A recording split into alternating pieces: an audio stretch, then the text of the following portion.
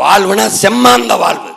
வாழ்வது வேறு, பிழைப்பது வேறு. நாய் கூட பிழைக்குது, சாப்பிடுறது தூங்குறதுன்னா நாய் நரி கூட பிழைக்குது. வாழ்வது என்பது வையத்துள் வாழ்வாங்கு வாழ்பவன் வானுரையும் தெய்வத்தில் வைக்கப்படுகிறான். பெருமையோடு செம்மாந்து வாழணும். அப்படி ஒரு வாழ்க்கையை என் சொந்தங்களுக்கு உங்கள் மகன் கொடுப்பேன்.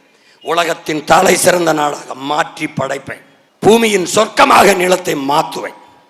உங்கள் பிள்ளைகள் எங்களை தாண்டி இந்த மண்ணையும் மக்களையும் பேரன்பு கொண்டு காதலிக்கிற ஒரு மகனை சொல்லு, ஒரு மகனை சொல்லு. நான் இலவசம் தரமாட்டேன், உன்னை ஏமாற்ற நான் தயாராக இல்லை, உனக்கு நல்ல கல்வி, நல்ல மருத்துவம், தூய குடிநீர் தரேன், உன் படிப்புக்கேற்ப வேலை தாரேன், அதுக்கேற்ற சம்பளம் தாரேன், படிக்கலைனாலும் அரசு வேலை தாரேன். படித்தவன் படிக்காதவன் அனைவருக்கும் அரசு வேலை. இனி படிக்காதவர்கள் என்ற நிலையை உருவாக்குவது எங்களின் அடுத்த வேலை. எப்படி படிக்காதவனுக்கு வேலை கொடுப்ப? அதான் போட்டு போட்டு காட்டுறேனே பாரு. திருவண்ணாமலையில் என்னடா வரும்? என்ன வரும்? மரவள்ளிக்கிழங்கு வரும், இல்லை கரும்பு வரும்.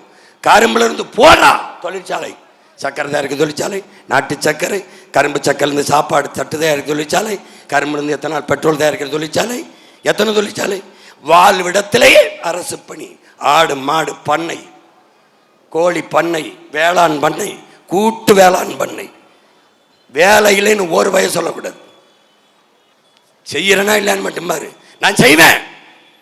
எனக்கு உயிர்ப்பால் ஊட்டிய என் தாய் மீதும், அறிவுப்பால் ஊட்டிய என் தாய் தமிழ் மீதும், என் உயிருக்கு மேலான என் தலைவன் பிரபாகரன் மீதுமான நான் செய்வேன்.